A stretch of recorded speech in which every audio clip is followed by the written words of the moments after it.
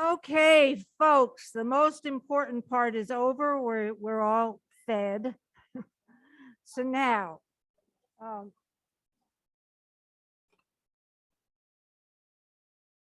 for those of you who have not been to a meeting before, over the last couple of years, we have been starting our meetings with a thought for the month. Before I do that, I realized that I hadn't introduced myself. My name is Erica Wilson, and I am the president for this year, 21-22. And I would like to introduce the president-elect, because you're going to see a lot of her in the next year at least. So Trish Stubbs.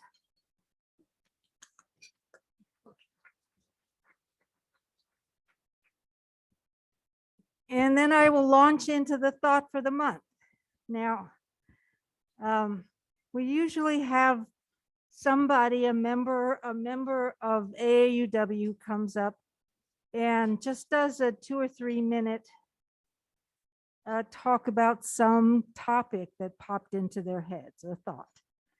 And this month, I decided that I was going to do something on girl gangs. Every woman and every girl needs a girl gang. So, what is a girl gang?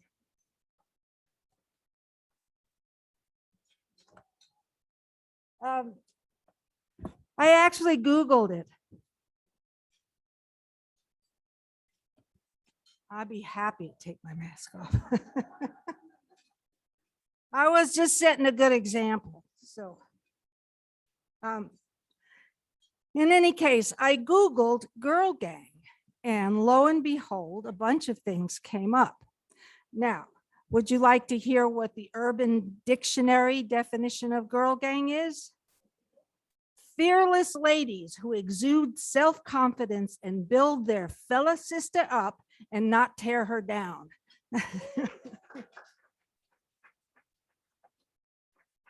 A girl gang is a group of females who get together regularly, either online or in person, to support one another. And actually, the third definition is a group of bad bitches slaying the game together.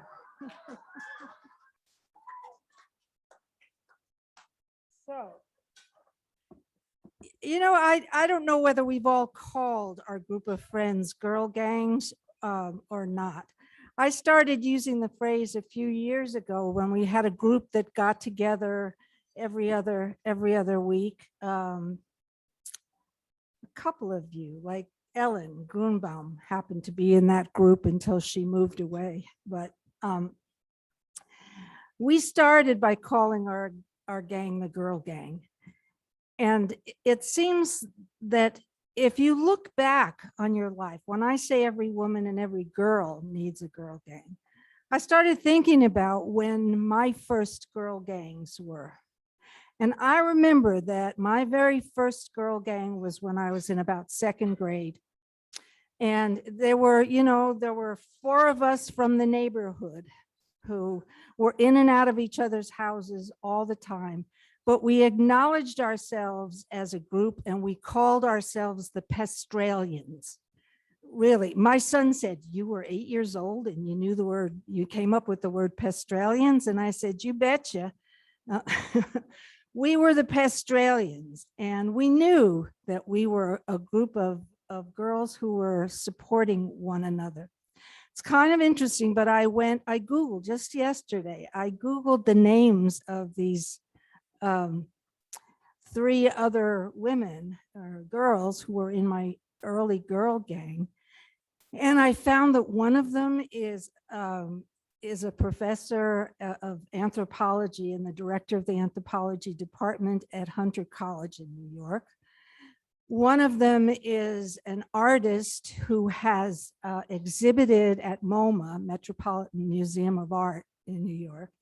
And one of them, I would have known this girl was going to be a hippie from, the moment I met her.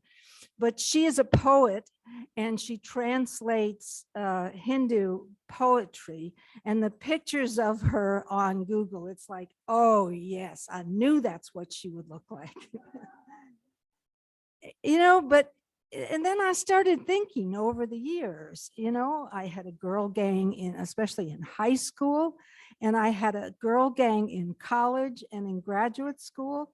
And my girl gang from college, we lived in the dorm and lived near each other, and we were very tight, but we'd lost track of one another. And one of the positive things about COVID is that the four of us got back together again, and we have been meeting like twice a month on Zoom, and it's been just wonderful. We are once again a girl gang. These were my college friends. So everybody needs a girl gang. And, when I look around here, this is the focus of my new girl gang is AAUW. And for all of you,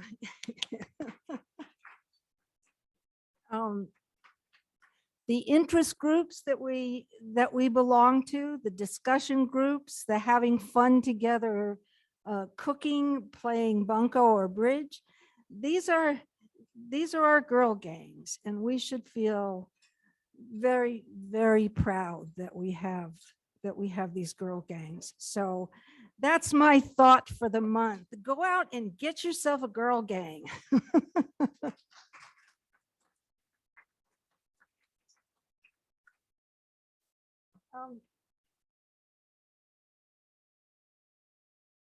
Okay. Pat Belk, she's going to read off the names of our birthday. This would be September and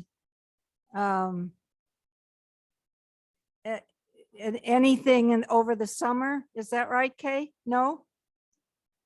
Just September. Yeah, okay. Pat, do you have the list of? One more thing before we announce the birthdays.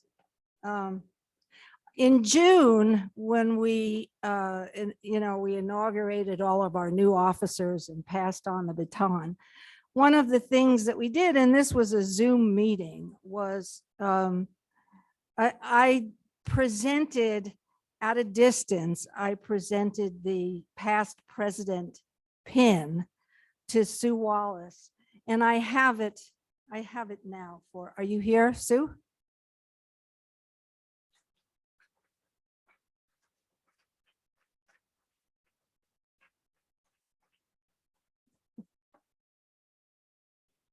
We all owe a debt of gratitude to Sue, who took care of last year when we all had to Zoom.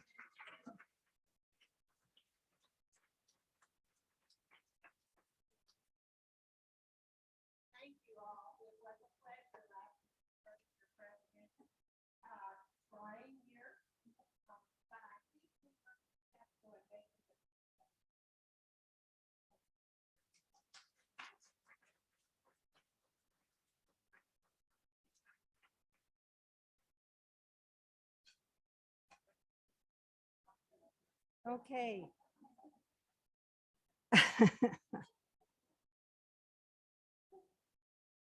I'm supposed to do that.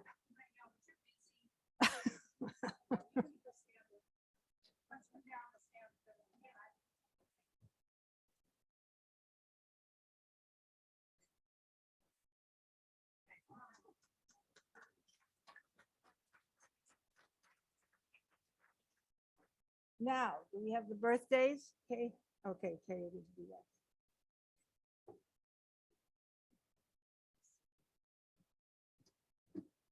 Hi, birthdays. We have Sherry Dawes. Oh, excuse me. First of all, we have one of my very favorite people, Mary Jane, who is 99 on September 21st. And she's over here. So would the birthday people go and stand behind Mary Jane? Thank you. Sherry Dawes, Catherine Gifford, Cassie McDuff, Sue Wallace, and Kathy Warren.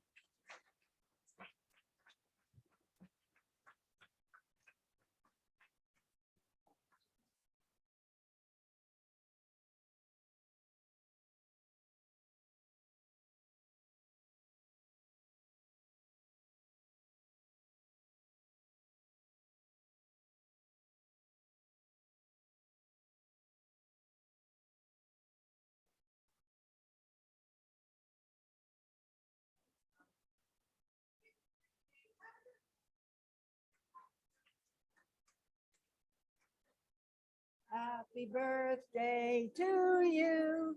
Happy birthday, Mary Jane et al. Happy birthday to you.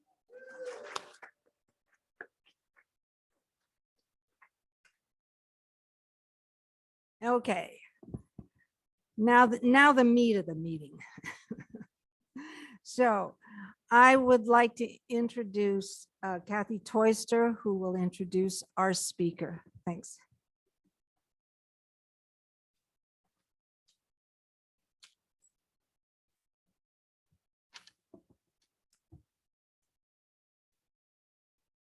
Thank you, Erica. Good morning. Our Redlands branch is so fortunate to have Dr. Mary Zupanks returning as our guest speaker. You might remember that she was here by Zoom last year, and she also was here the year before, 2019. Dr. Zupanks spoke at our, oh, I just said that. She is a pediatric neurologist who is an expert on pediatric epilepsy and epilepsy surgery.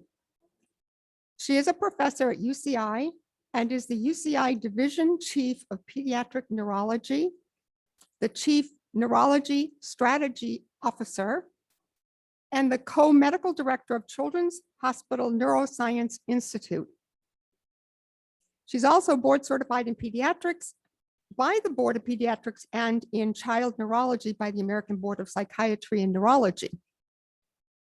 In addition, she is one of the 14 board members of our organization, our national AAUW. She is the only one of those 14 who represents the medical field by her experience. So in her spare time, she's a long distance runner, including this morning, and the mother of 4 daughters. So with the schedule like she has, she benefits from a strong partnership with her husband, David. You met him earlier, to help balance everything. We welcome here today as well. Dr. Zupank will speak for about 20 to 25 minutes, so hold any questions that you have. Her topic is the history of women in medicine. And at the end of that, she will take a few questions. So please give a warm welcome to Dr. Mary Zupank.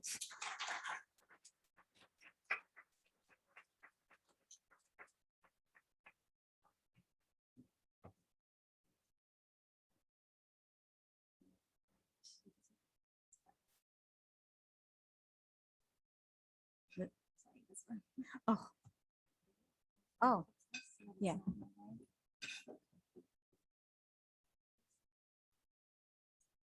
Oh, that's good. Okay, great. Can everybody hear me? Yes. Okay, how's that? I usually project well, having spoken at many different, with many different organizations. And just in follow-up with what Erica brought up, I was actually in New York City working at Columbia University on September 11th, 2001. So it is still very difficult for me to talk about it because I watched the towers go down with my patients, my fellow nurses who had many, and physicians who had spouses working in the Twin Towers. And there was no, New York City was silent. There was just this smell in the air of smoke, electrical, almost like a taste, a metallic taste. And the nurse practitioner with whom I worked and we were assigned to MASH units, but of course by 3 p.m. on September 11th, we were called back. It was the first time in my life that Columbia was organized enough to put together MASH units, I may parenthetically add, but we were told that our services were generously appreciated, but were not going to be needed because there were no survivors. And so I had no way to get back to New Jersey, which is where I lived. And my husband and daughters were in Milwaukee because my mother had become ill and I had accepted a new position at the Medical College of Wisconsin as a division chief of neurology there. So for 48, 72 hours, they had no idea where I was and I could not communicate with them.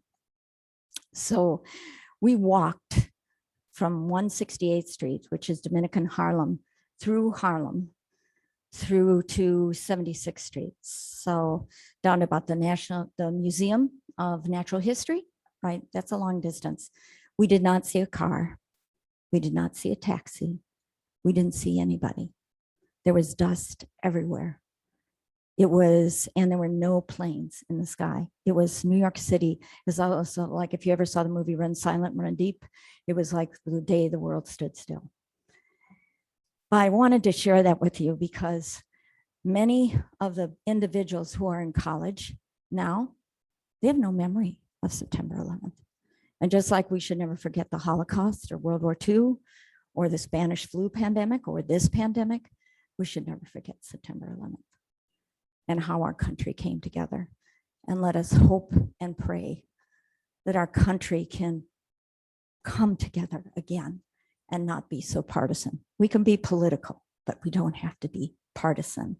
And the rancor and the intolerance and the injustices, somehow we as a people need to bring people together. So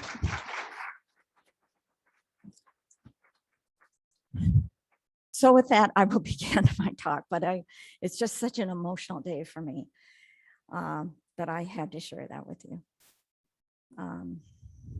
So in terms of the history of medicine or women in medicine, it's a long and sordid history. That's what I will say. Women have always been seen as healers, nurturers, but we've also been seen as weak and defective. And Aristotle, I mean, really, Aristotle?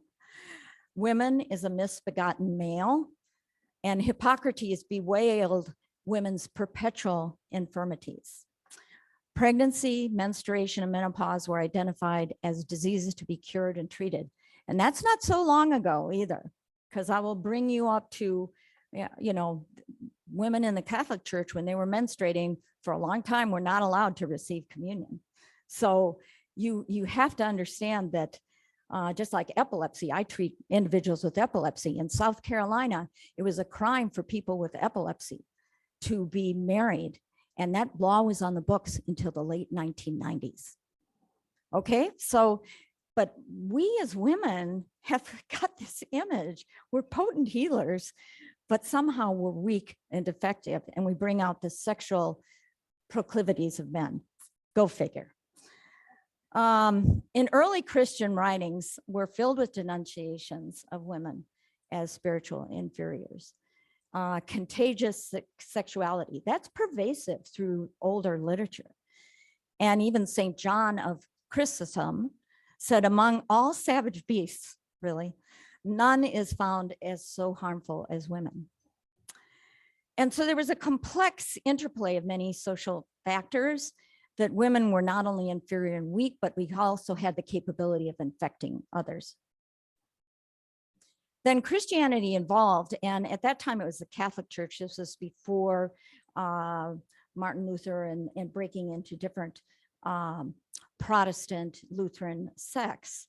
The church and medicine actually became very linked. There's a great book that you should read if you get a chance called Nurses, Witches, Midwives, and Nurses. Something. And anyway, it's a wonderful book and written by a woman, professor, and I'm going to blank on her name, but she was at Columbia. Yes, Barbara Ehrenreich. Yeah. Anyway, it's a wonderful book to read and historically very accurate. In the mid 300s, Constantine made the Catholic Church the state religion, and then the clergy got involved, and Christianity clashed with what they called the mystery religions. And remember, women were peasant healers, and that was mysterious and felt to be interfering with some of the teachings of the church at that time. So with the dawn of the Middle Ages, that oppression of women took a deadly turn in the witch trials. And the church regulated, please listen to this, because there are repercussions of it today.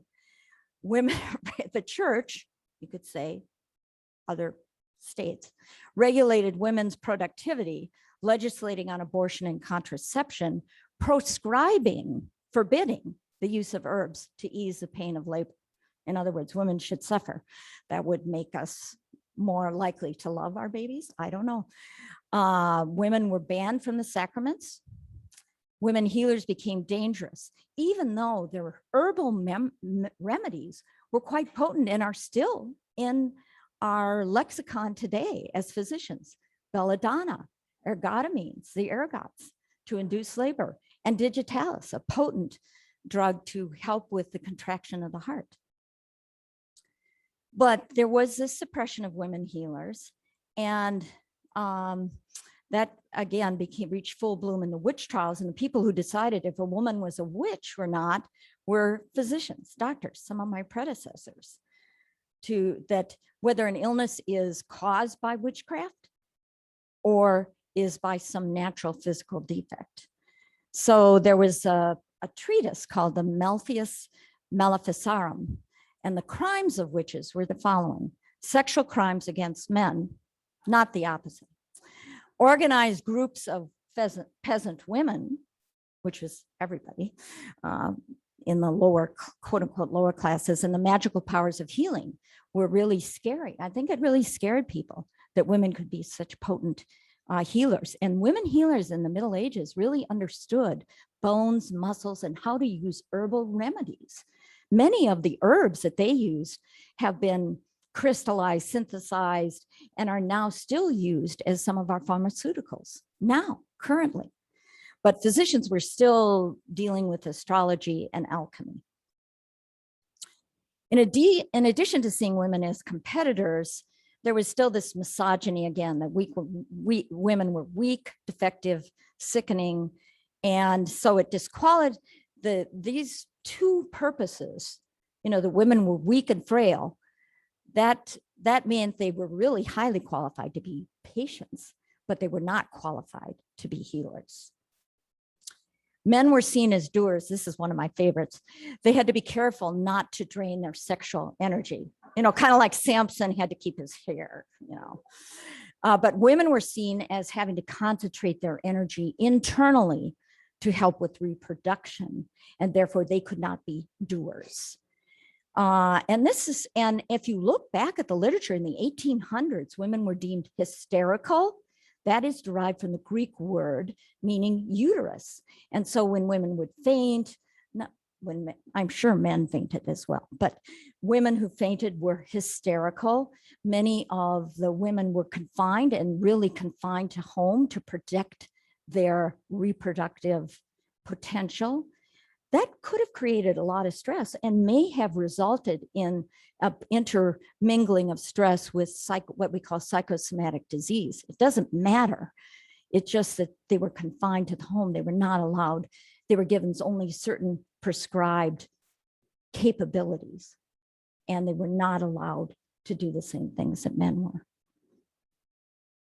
So that still prevailed. And in the 1830s, 13 states passed medical licensing that actually, one of them outlawed irregular practice, including being a midwife. And there was a popular health movement that led to social upheaval where feminist and working class movements really protested that, but that was squashed and put down. And that's what gave rise to the American Medical Association in 1848 that subsequently resulted in women being forbidden or really blocked from entering medical school. And even Dr. Alfred Still in 1871, that's not that long ago, said certain women seek to rival men in manly sports, and the strong-minded ape them in all things, even dress. And in fact, in the American Alpha Omega Alpha, which is AOA, it's the Honorary Society for Physicians, the cover of Pharos, which is the magazine that the AOA publishes, there is Dr. Mary Edward Walker is on the cover. She was a civilian surgeon in the Civil War. She was not allowed to be in the military. Ultimately, she was given the Medal of Freedom for her work, but she was never commissioned. She was ostracized, not commissioned, or allowed to be a surgeon in the Army. Eventually, she was given the Medal of Honor, but Andrew Jackson took it away from her. Yep. But she said, over my dead body, and she kept the medal. And by God, then she lived to be, I think, 97 or 99. She died in the 1920s. And her daughters went on to promote her. And Jimmy Carter in 1977 restored that Medal of Honor. And so the story is in that magazine article, by the way, is another story about St. Francis Assisi, who they think died of leprosy. It's a really great, if you ever get a hold of Pharos, that is a great set of articles in this magazine. But I digress. The first woman physician was Elizabeth Blackwell. And I can't read the dates here, but it was in the 1800s. And there's a very interesting story about this.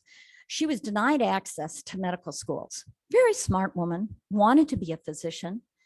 And the faculty didn't want her. So they said, well, we'll let the other medical students vote to see if you could become a physician. Well, this is the intriguing part. They thought it was a joke. They thought, well, of course, it's ridiculous. There isn't going to be a woman. And so they didn't vote or voted, sure, why not?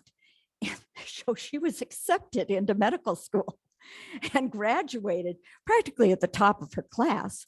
But because they were so upset about this, because it was, they thought, the faculty thought they would never vote her into medical school. They subsequently banned her from entering medical school, women from entering medical school after her graduation.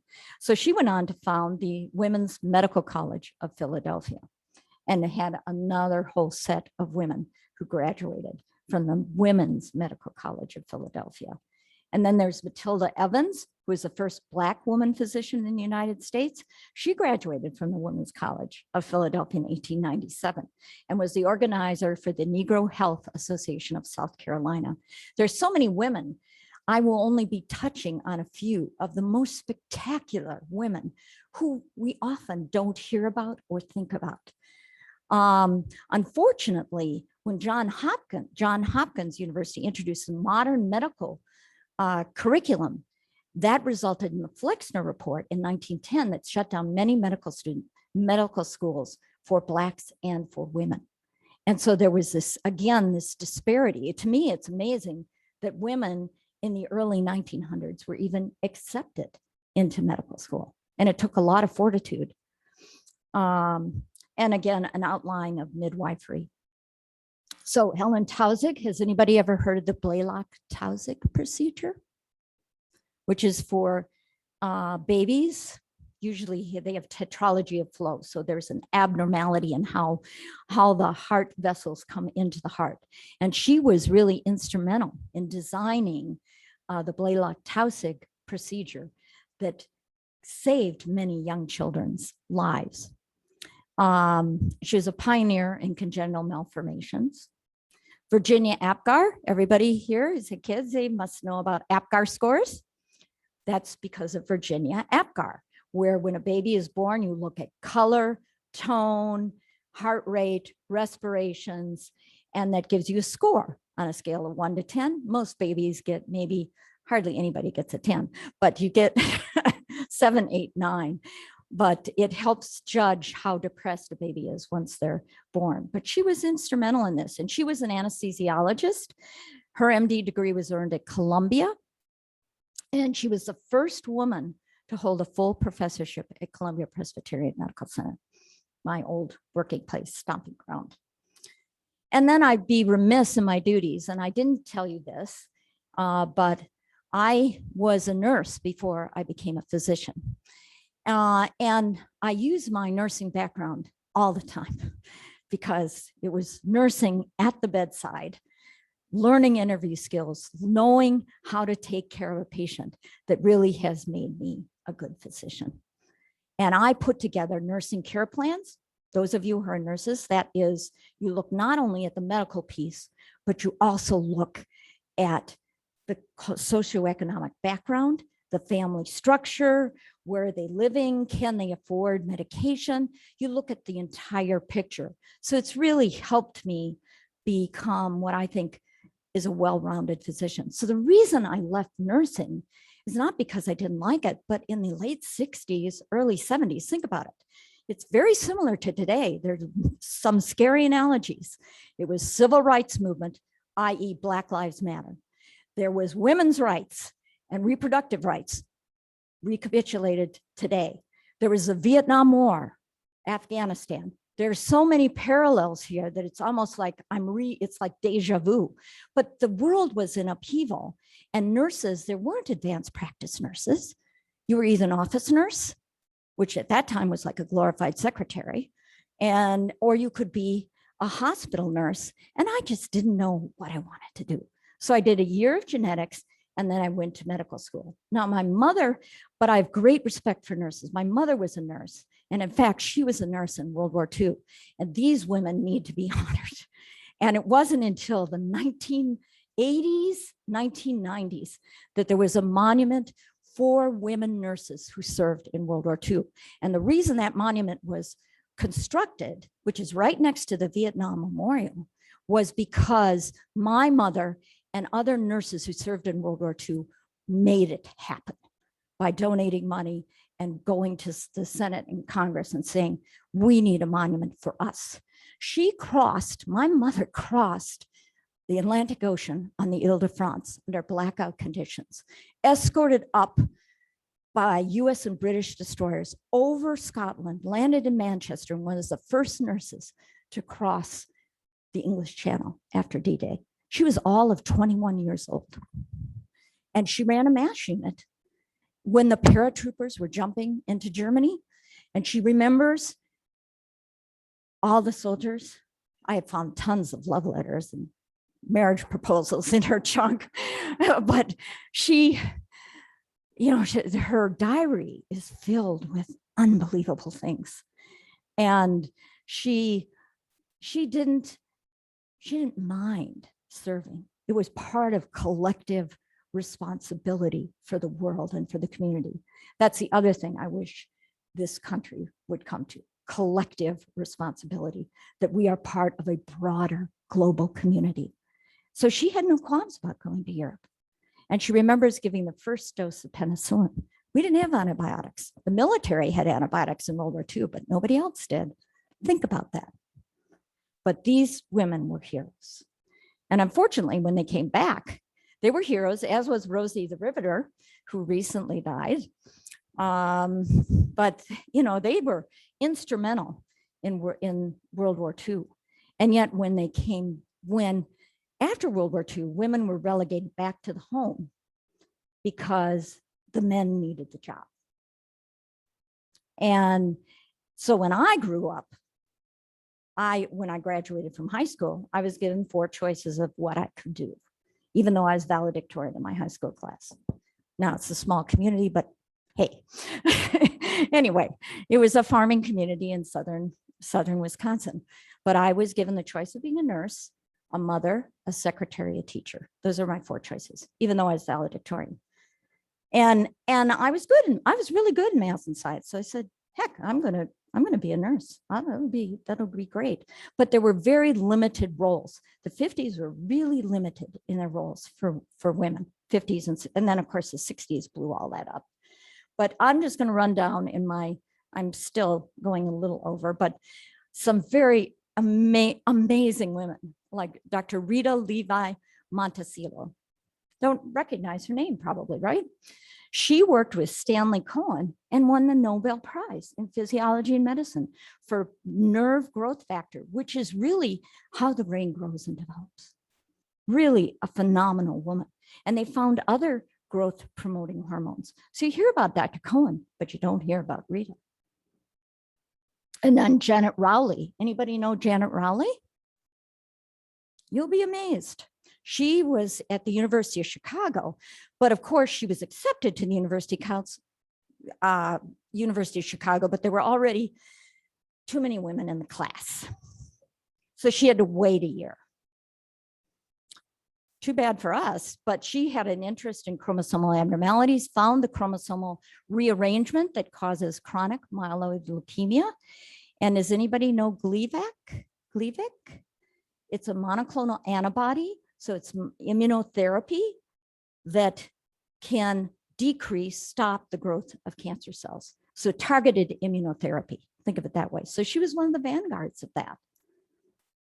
And then Helen Caldecott, many of you probably don't know her unless you've been active in an organization called Physicians for Social Responsibility. I heard a talk by Helen Caldecott when I was a resident in pediatrics at the University of Washington. And she was talking about the proliferation. This was during the 70s, 80s, and we had so many nuclear weapons. And this was really the Cold War between USSR and the United States. And we had so many nuclear weapons, and there was such antipathy that we were terrified, as this group of physicians at least were passionate about. We need a better way of thinking about how we need to run the world. At any rate, she took a garbage can, I'll never forget this, and say, I'm going to pour some BBs into this garbage can, and that'll give you an idea of how many nuclear weapons the United States has. Well, she started pouring those BBs into this tin garbage can, and I thought it went on for 30 minutes. It was like it didn't stop. And it was such a powerful auditory image that I never forgot that. And I subsequently joined Physicians for Social Responsibility. And she was very, very active in the Women's Action for Nuclear Disarmament. And PSR, Physicians for Social Responsibility, was part of International Physicians for the Prevention of Nuclear War. Now, that group was formed because of Bernie Lowen, who was the cardiologist of Ronald Reagan, and Chazov, who was the cardiologist for Brezhnev. And they got together and said, at an international meeting, and said, this is craziness. Let us form an organization where a group of passionate physicians from USSR and Russia and United States and other countries can come together and provide a different format, a different way of dealing with our animosities. And I was part of the board of directors of that group. And we went to Moscow in 1986, met with Gorbachev, who at that time was pretty enlightened, very enlightened. And he instituted, as a result of our meeting with him and persuading him, he instituted the unilateral test ban treaty that subsequently led to the meeting between Reagan and Gorbachev and Reykjavik. And for doing that, we were awarded the Nobel Peace Prize in 1987. But so Bernie Lowen just died, and he would have turned 100 in June 2021. He was a wonderful man. He invented the direct defibrillator, and he never patented it because he said it should be available to all. And he also said physicians who are not involved in social struggle are not really healers. So he encourages all physicians and healthcare providers to be socially active. And Helen Caldecott was at the foremost. Her name needs to be mentioned right along with Bernie Lowen. And then Madame Klumpke, she's one of my favorites because I wrote her autobiography or her biography in Founders of Child Neurology. She's a child neurologist. She was born in San Francisco. Her parents separated. Her mother was Swiss. She moved her daughters into Germany and Switzerland. And her mother brought in an article about a woman with a career in medicine, and that's all Madame Klumpke dreamed of becoming. Now, she was accepted to medical school, graduated from medical school, and she wanted to become an intern at L'Hôpital de Paris. Well, they had never had a woman. And they said, well, I'm sorry, you can't do that. And she said, well, why? She said, because you have too many petticoats. You can't get them changed soon enough into your surgical garb. And you know what she said? This is a true story. I translated it from French. This is absolutely true, at least according to biographers from that era. She said, time me. And she did it in the time allotted, and they had to admit her because that was their only excuse as to why she couldn't be a woman intern. So she became the first woman intern of L'Hôpital de Paris. Then she married Desjardins. Now, for those of you who are not neurologists, you may not know this, but Desjardins-Soto syndrome They were two very, very prominent neurologists. So she married Desjardins. And have you ever heard of Erb's palsy? If you have a brachial plexus palsy, well, she described Klumpke's paralysis, which isn't Erb's is proximal paralysis. Klumpke's is what we call distal paralysis of the brachial plexus. But she described that. And she and her husband were very good neuroanatomists and wrote a book about autonomie des centres nerveux, so about the central nervous system. Very, very prominent woman. And everybody knows about Erb's palsy. Hardly anybody knows about Madame Klumpke. She was wonderful, actually. Somebody was drowning outside there. They were having a party and somebody fell into the river. And Desjardins jumped in. He didn't know how to swim. So she saves him. And then she jumps in and saves the person who was actually drowning. Love that story. You got to love stuff like this. And then there was Charlotte Dravet, who is still alive. Does anybody know Dravet syndrome? So there's Klumpke's paralysis. There's so many syndromes named after men, I won't even bother to mention them all. There are very few. Klumpke's paralysis was one, but Dravet syndrome is the other. And it is infants who have very, very severe epilepsy, often also associated with autism and sleep disturbances. Really, one of the more difficult patients that I take care of are those who have Dravet syndrome. Well, the French are really good at crystallizing specific signs and symptoms, and she did, to describe this syndrome. And she took these patients then when genetics became more prolific and tested them all. And lo and behold, they had what we call a sodium channelopathy that upregulated the sodium channels and made them more excitatory. And so she was the first person to describe that. She was also one of the instrumental in describing some of the therapies that work best for Dravet syndrome, including stiripintal, which is now approved in the United States, thank heavens, but very, very prominent. Dravet syndrome is very prominent. And then Hurler's syndrome, Canavan syndrome, Cornelia de Lange, Dorothy Russell. These are all prominent women neurologists. And that's just the tip of the iceberg of prominent women who who recognize and describe certain signs and symptoms that fit into genetic syndromes. But we rarely hear that they're women. We rarely hear that. And then this is my favorite. This is besides Mary Edward Walker, who was awarded the Medal of Honor and then it was taken away and then given back by Jimmy Carter. But June Almeida, anybody know her?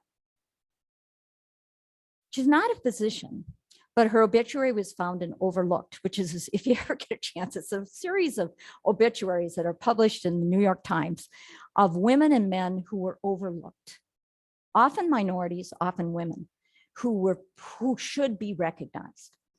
Anyway, she worked in the histology department in Glasgow, Scotland, eventually moved to Canada, did electron microscopy. She was the first person to describe under electron microscopy the bane of our current existence, the first coronavirus known to cause human disease. Poignant, was a woman. So women now comprise 50%, now over 50% of medical school classes. When I was in medical school at UCLA, there were 25 women out of 160, and they just had no idea what to do with us. They had no idea. They didn't have enough lockers. They had no idea. And we decided, well, we're going to rotate together in solidarity so that we would not be isolated from one another. We have made a lot of progress. There are many, many prominent women, even increasing in the surgical specialties.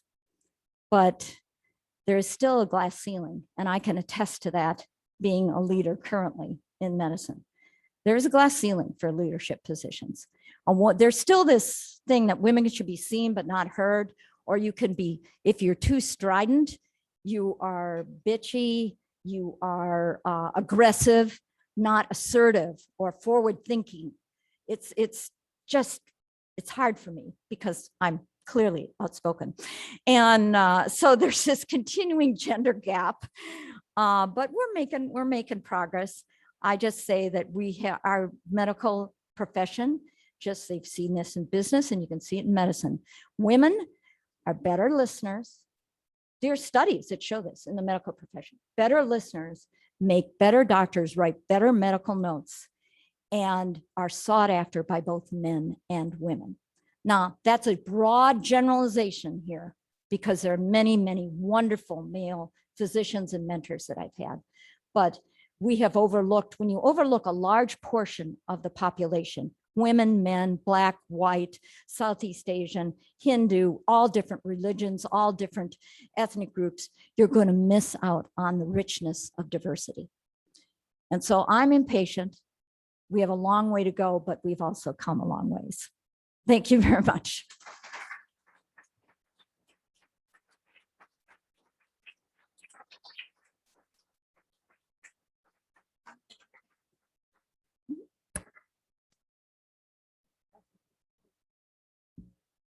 We'll have about 5 minutes for questions if someone would like to. Erica?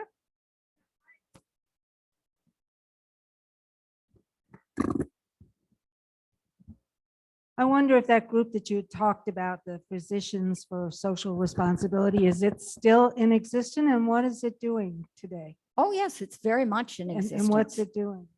Well, there's still a lot of nuclear weapons in our country and other countries. And in fact, if you look at what we used to call the nuclear time clock, it's shorter now than it used to be because there are terrorists, and nuclear weapons can be obtained through underground channels, if you will.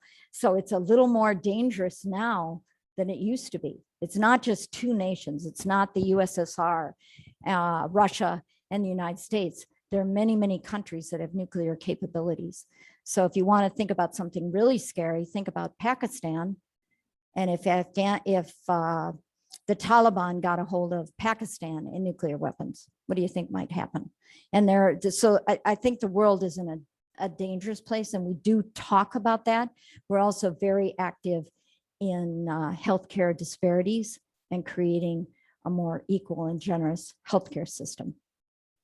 But nuclear weapons have not gone away. Okay.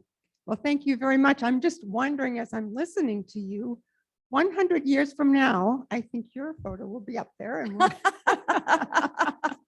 thank you very much.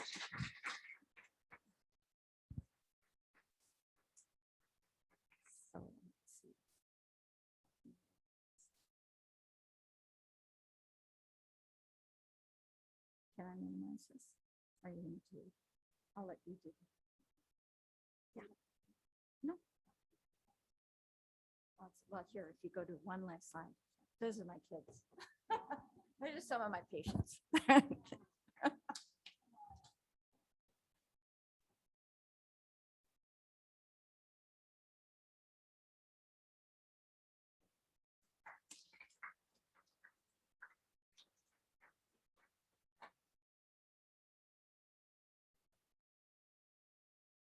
Well, that was that was a great first speech of the year.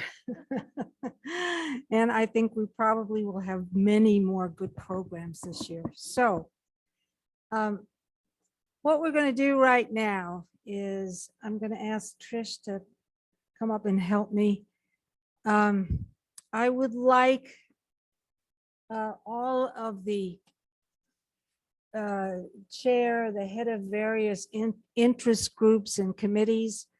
I want you to line up alphabetically according to this sheet that everybody should have gotten a copy of. Programs, community action progress, committees and interest groups. Okay. Right here. All right. Susan Bangasser. Are you there? You're the first on the list. And what I'd like all of these chair people to do is to just give a very brief, that is 1 minute, description of what your committee is and where your table is, so that when you've given this spectacular 1 minute introduction, people are going to run over to your to your table and sign up. Got that? All right. Okay, the first one is Susan Bangasser. Where are you? Susan, I saw her earlier. She was. All right. Well, what? Okay, Pam, you're going to talk about college-university partnership. All right. Here you go. Hello. There she is.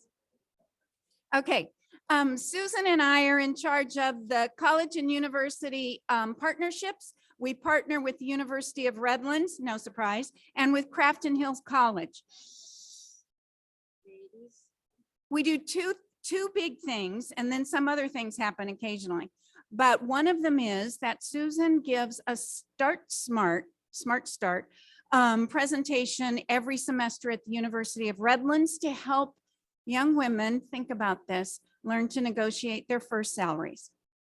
Kind of a big deal. That really is important. And the other thing that we do is that we send young women to a conference, a leadership conference for college women at the University of Maryland. Of course, this last year it was virtual, and you have read about that in the newsletter. But so those are our two big projects. We'd love to have more help and more ideas about how to make these, spread these better and further into the community. Okay, we're at the back. Got that? All right, next one, AAUW Fund. Now, Catherine Brown, is somebody gonna speak for Catherine? There's somebody who can give a couple of words about. Okay, it says AAUW Fund is a general fund for unrestricted tax deductible donations, which are used when and where they are most needed. The branch fund committee sponsors our annual Redlands AAUW Footlighters event, which you can buy tickets for. Where are the tickets being sold for? Okay, in the back. So, and that's always a wonderful, I mean, we have a great time at the Footlighters. They're, you know, they do whatever their production is for that month. We have a special evening that's set aside for AAUW, and it's a good fundraiser. It's fun to go to. We get to eat cheese and drink wine beforehand, and so that's one of the what the fund committee does. And donations, let me see. The fund committee helps coordinate the February branch meeting, which features a presentation by an AAUW Fund fellowship or grant recipient. AAUW Fund donations help grow AAUW's community-based programs such as Tech Trek, Start Smart, and Work Smart, and the National Conference for College Women Students Leaders, that's NICWSL. I always wondered what NICWSL stood for, so I'm going to say it again. It's the National Conference for College Women Student Leaders, NICWSL, the Legal Advocacy Fund Research, and more. In addition, years of contributions by members of AAUW Redlands and other branches nationwide have made AAUW a leading source of educational and funding awards. For the 21-22 academic year, AAUW has awarded $5 million to 260 women and community projects to improve the lives of women and girls. Now, that's not just our branch. I think that's national. Oh. All right.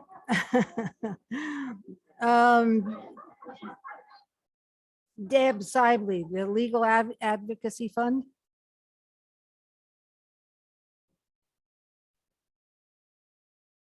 I'll be quick.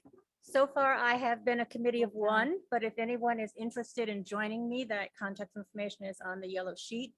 Each year, our branch donates or dedicates one meeting to increase awareness of what the Legal Advocacy Fund does. And you can see the poster board in the back, there on the back table. My primary responsibility has been to secure a speaker that can keep you informed of what legal advocacy activities the AAUW is participating in. And we always welcome your donations. That is always a very interesting speaker, an interesting one of our meetings. Adult literacy and chat. Diane Shimoto and Catherine Gifford. Or who is gonna? We'll be quick. I'm Diane Shimoda from the Redlands Adult Literacy Program. It's a program at the Smiley Library.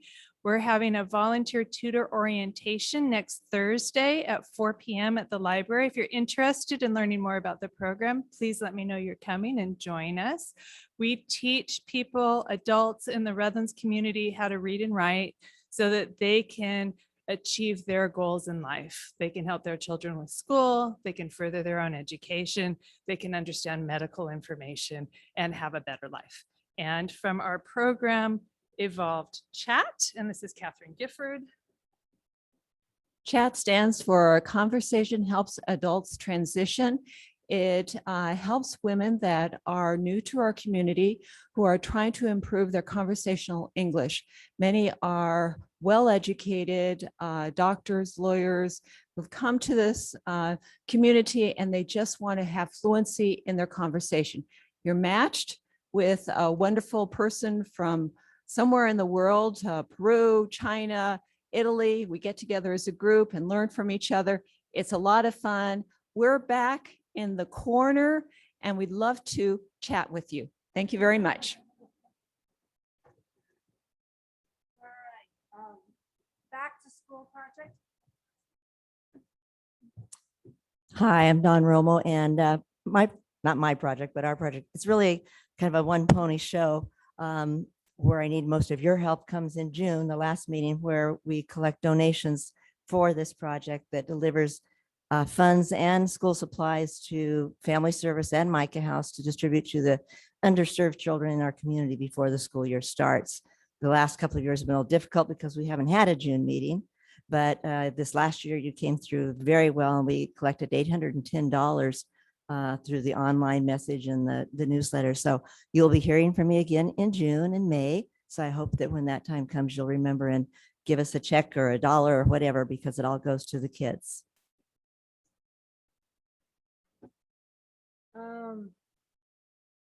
Rich. Yes. Right. Well, I'll be particularly quick. A bridge is back and we're meeting the first Wednesday, the third Monday of the month, afternoon groups. And there've been inquiries about bridge lessons. Hopefully we have someone who will be starting a group in the future.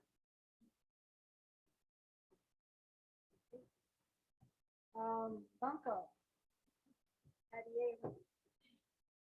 Thank you, Madam President, and greetings, everyone.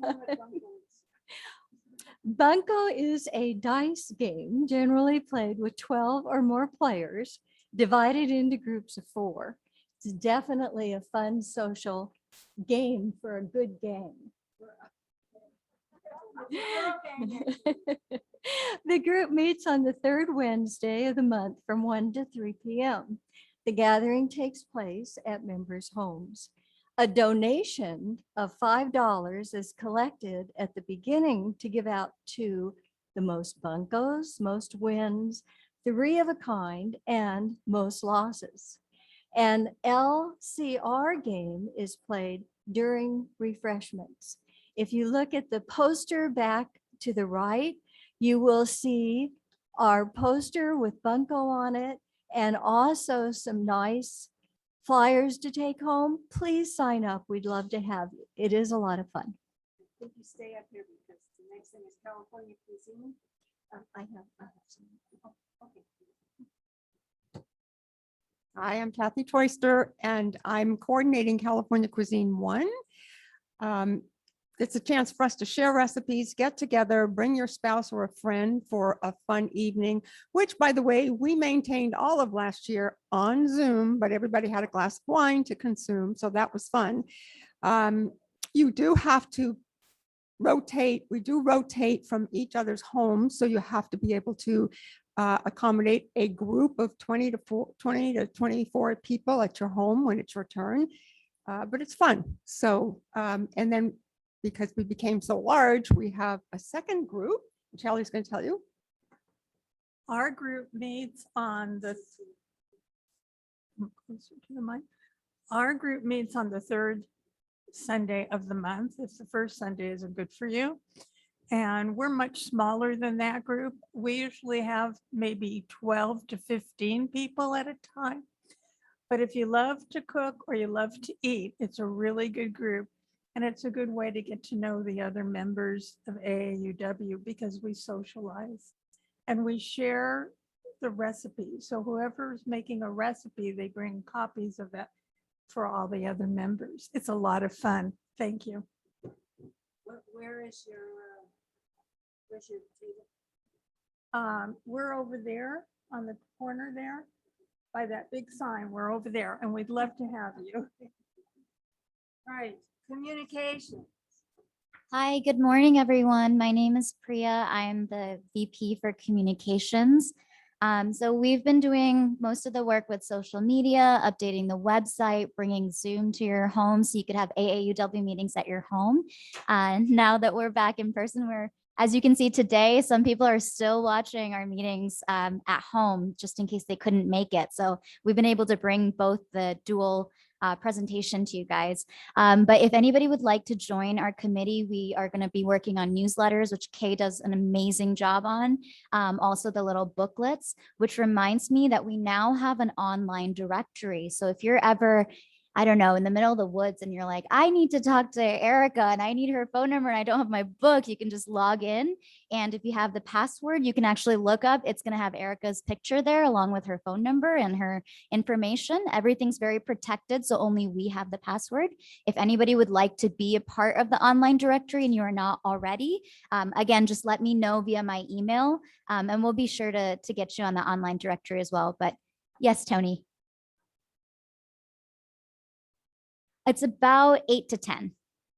Yeah. Yes, they can see us. We can't see them, but all right. Well, thank you so much. Oh, yes, we have one more question.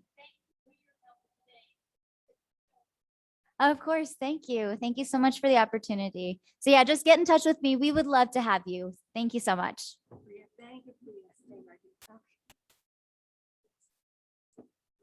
Before I get started with the great decisions, I want to just thank Priya here for last year. She was a big help in getting this all put together on Zoom. And I wanted to let Dr. Zupank know this is our woman in medicine hero. She's in medical school right now and expecting her first child in March. I'm going to talk to you a little bit about great decisions today. We have two groups, one that meets on Monday afternoons at 1 and one that meets on Wednesday evenings at 7. We don't start meeting even until March and April. This is a discussion group based on foreign policy issues. And each person in the group will order a book from the Foreign Policy Association that has 8 articles in it that you will read one each week. We meet 8 weeks in a row. You read the article, you come to the meeting, we show a short film of about 10 minutes about the topic, and then we discuss it. So it's a really good chance to learn about foreign policy issues. And I guarantee you it's up to date because I'm pretty sure this year one of the topics is going to be Afghanistan. So we would love to have you come join us, and the table is right over here on this side. Thank you. All right. High school scholarship. Hi, I'm Teresa Lance. I'm the chairperson for High School Scholarship, which started 5 years ago with one $500 scholarship. This is our 5th year, and right now we currently give 3 $500 scholarships and two $250 scholarships to Orangewood. So we continue to grow. Our committee meets like probably once a year, like in April, where we select our winners of the applicants. So it's really easy to serve and very inspiring to read the applications. So thank you. All right, hiking our hills and mountains. Don't go too far. This is the, the duo that's coordinating the hikes. This has been a dormant activity for 2 or 3 years or more, but it's resuming and we're going to do second Wednesday and probably fourth Tuesday. We'll No, Saturday. We'll figure out a hike. It's usually about 8:30 in the morning and we welcome everyone to come. Bring your dog, bring your spouse, bring a friend. It's just a great time for getting together. Thank you. Thank you. This was a group that I started about 4 or 5 years ago. And since then I've had knee and back problems. So that's one of the reasons it became dormant. And I'm so thankful that Kathy is going to help keep it going. But I have probably dozens of hikes that, that I have the trails, the trail maps for. So we can do as much as 7 or 8 miles if any of you want to, or we can do a little 1 mile, 2 mile hike, which is where I am at the moment. So.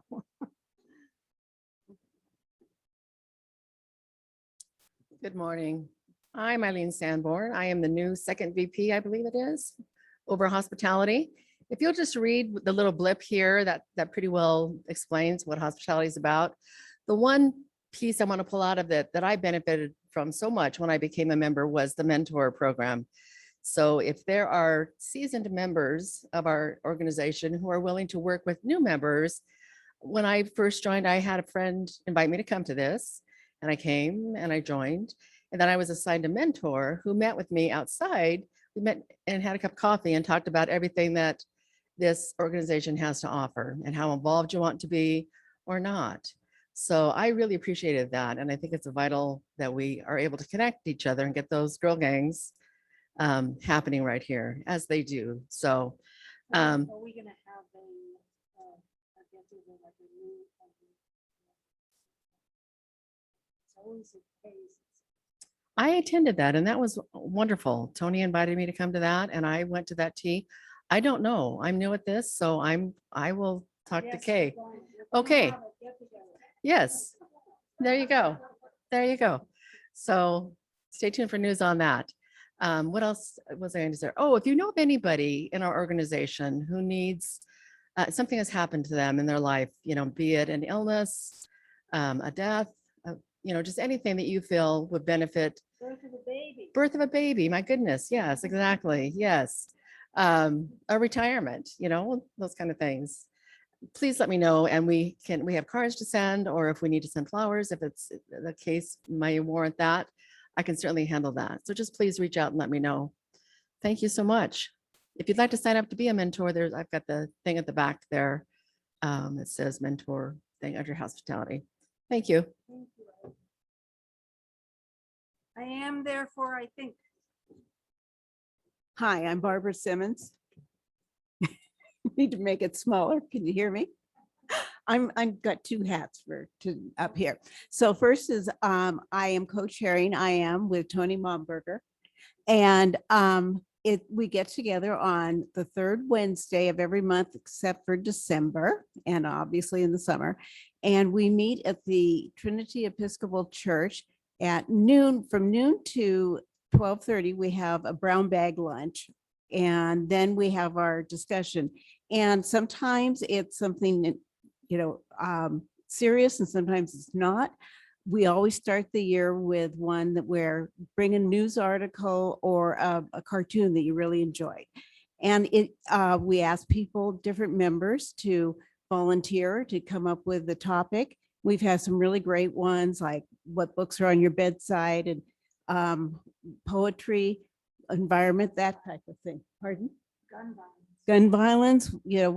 We go from frivolous to very serious, but you don't have to do a lot of research. Most of you have expertise in that. And so we'd really like you to join. It's a great place to find your girl gang because it's very casual.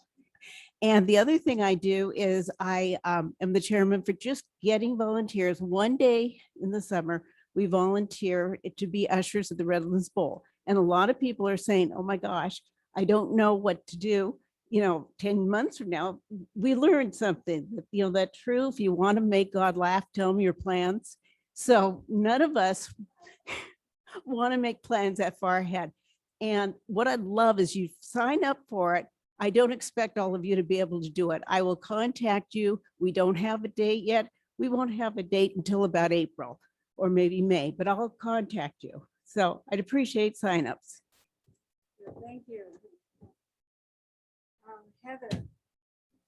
Heather's going to talk about Lunafest. So in the same vein of not making plans too far in advance, the Lunafest committee is hoping that we can have a Lunafest in April this coming year live, but we don't know for sure. None of the plans have really been made yet.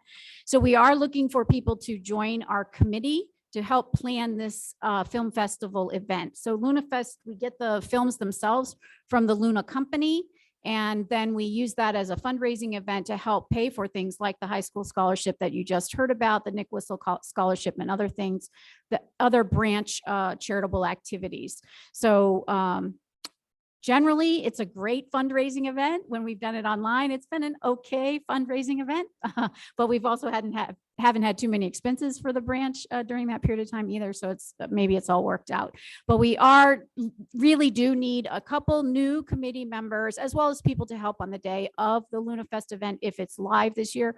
And I am straight back in one of the first tables as you enter if you're interested. Thank you. Membership committee is what's on your next. No, you're the Nancy Aaw. I'm next. Hi, I'm Nernie Miller and my little station is over there. I'm the chair for the committee that runs the Nancy Aaw Memorial Scholarship. It's a scholarship designed specifically for women who have had their educational journeys interrupted for one reason or another. There are two types of scholarships that are given. Last year, we were able to give one for an associate's degree that she's pursuing and will transfer to UCI. She's transferred to UCI this fall, which is super exciting. And that's about $1,000 scholarship. And then the other scholarship that we have available is a $2,000 scholarship for someone who is either pursuing a bachelor's or a graduate degree. There are two kind of main focuses. One is actually the selection process. It's pretty automated at this point, and we meet in the spring. We did it last year in less than an hour. And then, so that's that process. And then the other part is we do a holiday boutique, typically in November and December as a fundraiser. And that's where we really need support because I have zero creative bones in my body. And so we need support in creating the stuff, getting the stuff, gathering the stuff, and doing a boutique. So if you're interested, reach out to me. If you're crafty, please, please, please reach out to me. And we're going to give some money away in the spring. So.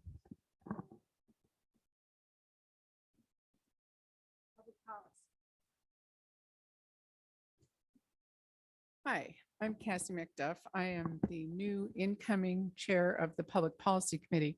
I'm new to the committee, but I'm told the committee has done some fun things in the past, like get groups of women together to go to the Women's March, the annual Women's March in Riverside. We've had candidate forums. Maybe somebody of you attended the one here that I helped to moderate, which was actually state Senate candidates. We've done city council candidates, Board of Education candidates. What else have we done? We had Lily Ledbetter come and talk about a topic that is still very timely, fair pay, fight that is not yet won. I understand women make about 84 cents on the dollar still. It's even worse if you're a woman of color. Black women make about 63 cents on the dollar, and Latinas about 55 cents. So clearly an issue public policy needs to still be worked on. In addition, at the national level, AAUW continues to fight to pass the Equal Rights Amendment. I think we're one state away now, although we need a some kind of court decision as to whether we can still continue this fight for a constitutional amendment for equality. In addition, annually, we lobby our elected officials on issues of interest to women and girls. For example, childcare, family leave, things that help women stay in the workforce. We know a lot of women had to leave the workforce during the pandemic because they needed to stay home and make sure their kids got an education. So I think there's no better time to join the Public Policy Committee, my girl gang. You know, we have only to look at the Texas legislature to see that women are still subject to repression and to other people making choices about whether we have to carry a pregnancy to term. And so the fight is not over. We will make it easy on the committee. We have something called the 2-minute activist. You can send out an email blast to your elected officials on matters that are important to you. So please come join my committee. I'm at the back there on the right. Thank you. There's one other thing that the Public Policy Committee was starting to work on, which I hope we can do more of this year, which is to find companies in Redlands who are particularly good about, issues for women. And we're hoping to give out an award to each year, the particular company that we've identified as most friendly to women. So that's another thing public policy is hopefully going to do this year. Hi, I'm Ellen Grunbaum to talk about the Racial Justice Group, which has been a girl gang for me, but I want to point out that men can join AAUW also. I don't know if any of you know this, but I was delighted when I saw David here today and I thought, oh, we finally got one, but he said, yeah. But anyway, I thought I knew a lot about American history, and I thought I knew a lot about race, and I thought I knew a lot about many of these things because I'm an anthropologist. I lived in Africa. I've studied. I've been a professor.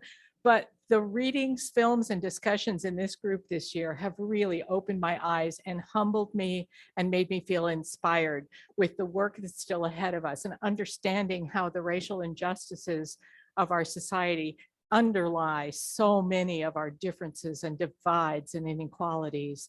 And so we read a lot of books this year. We had wonderful discussions. Thank you, Erica, for organizing us. If you look over there on the racial justice table or raise your hand, I can give you a list of our resources. We didn't get through all of these. If you look at those books, you're going to see bookmarks in them. I didn't finish everything. So there's a lot more to talk about. And if you see a book you think, oh, I wish I'd been in that year, we might come back around to it because there's so much more to talk about. And it's a really good group of people. And I feel like now with voter suppression and thinking about George Floyd and the 1%, the huge incarceration rates and all that, it's just a group that I don't see that we're going to be finished with anytime soon. So thank you. And I hope you'll come and discuss with us. Thank you. Yeah. Reading in the Rainbow. Another girl. Hi, I'm Amy Bizek and I co-chair Reading in the Rainbow with Catherine Brown. And this past year, I was a French resistance spy in World War II. And I was a Hanyang in Jeju, Korea, in a community of fisher people. I was a desperate immigrant trying to get into America with my son, the only remaining member of my family because the cartel had completely wiped my family out. And I could be all of these things because I was engaged with Reading in the Rainbow and the opportunities to be exposed to other people, other people's lives, and other experiences in my home in Redlands. And if you would like to be involved in that too, just sign up for the email distribution list and we'll get you on board. We meet on the 4th Thursday of most months. We have both an afternoon and an evening session. And for the near term, we are anticipating that one of those sessions will be virtual and one of them will be live. So you'll have a choice of which you'd like to attend. So hopefully join us and we'll see you there. Now, Reading in the Rainbow is a book club that the members decide for each year what we're going to read for the following year. And it's been a collection of incredible books. I really feel like there are books that I get to read that I would never have chosen for myself and just loved. It's a terrific book club. Well, greetings again. I'm Patty Ahern, and I am the chairperson for Speech Track that is for high school students in Redlands. Speech Track is an American Association of University Women project that begins at the local level. The Redlands branch is sponsoring the event again this year. The winner of this contest will receive $300. The second place winner will get $200 and the third place will get $100. The winner of the contest will progress to the state review team. The top 3 contestants will present their speech at the AAUW convention in April. The state winner will receive $1,500, and we did have a state winner a couple of years ago. The 2021-2022 topic is, has the United States lived up to its pledge of liberty and justice for all? If you would like to be part of this event, please sign up back where the big poster is, where the California Cuisine and Bunko also are. And I will certainly put you to work because I do need help with this project. Thank you. It's actually really fun to listen to the speeches that these kids give, so it's fun, even if you're not on the committee, to go the day of the speech track and listen. Hi, I'm Marilyn Shankar, and I'm representing the STEM initiatives. We have three main projects that we take every year, and they were functioning even during COVID, although they were different. This year, there will be a live Redlands STEM conference for 8th grade girls at the U of R on March the 2nd. Still not sure whether we'll have a live one in the past or not. It might be that we end up doing what we did last year and having videos on YouTube. And lastly is Tech Trek. And Tech Trek, they're hopeful it will be live and the girls will get to go to camp for a week to learn about STEM things at different universities in California. This year it was virtual and they all did a robotics things at home. And at the October meeting, you will meet a couple of those girls who took part in that, and they will bring their clothing or their hat that they made, and they will show you how they did it and talk to you about their wonderful experience they had. If you're interested in being on any of the committees, we have a sign up at the very back corner. And if you would like to be a volunteer on the day of March 2nd, which is the Redlands conference, we have a sign up sheet for that as well. Thank you.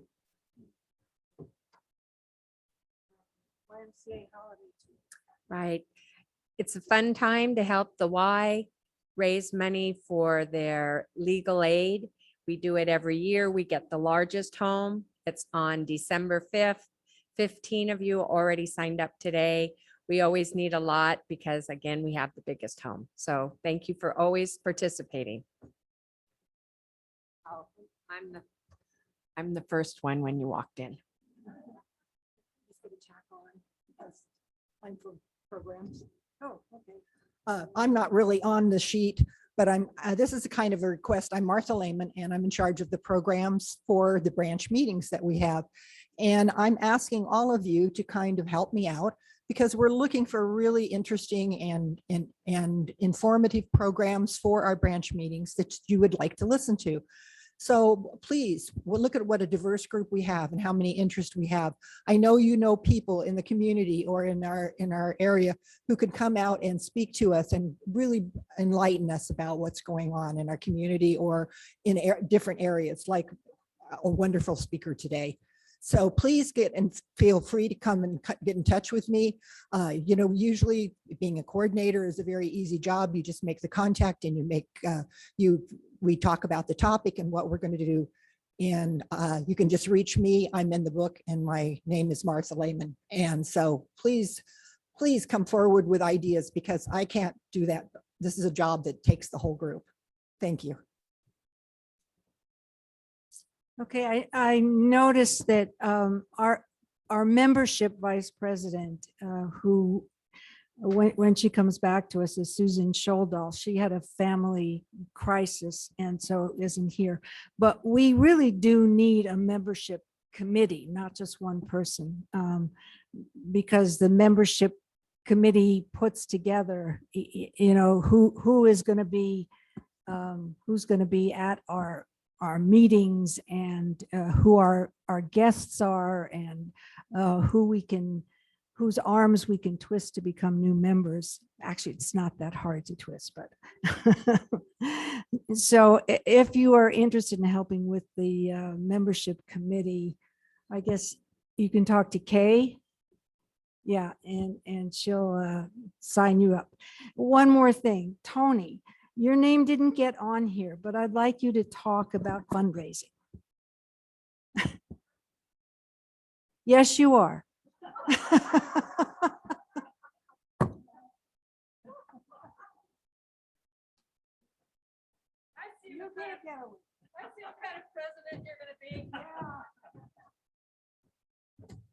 All right, I'm taking this off.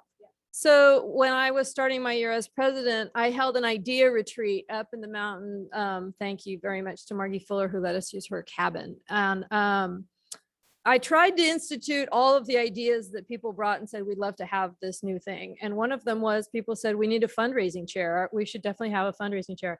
And nobody stepped up to do it. So when my presidency ended, I said, all right, I'll be the fundraising chair moving forward.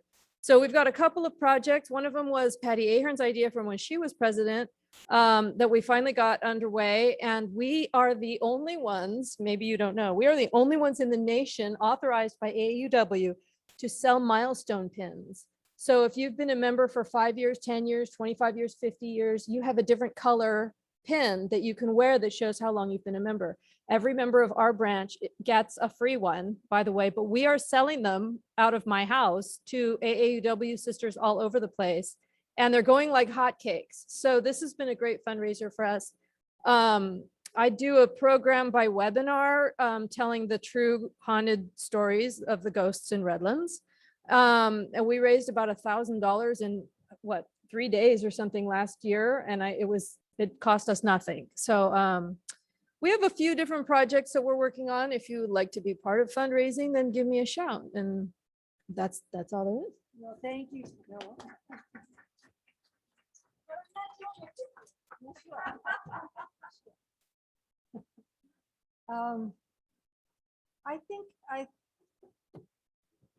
I think that's all of our committees. You notice how much this organization does. It's really quite amazing.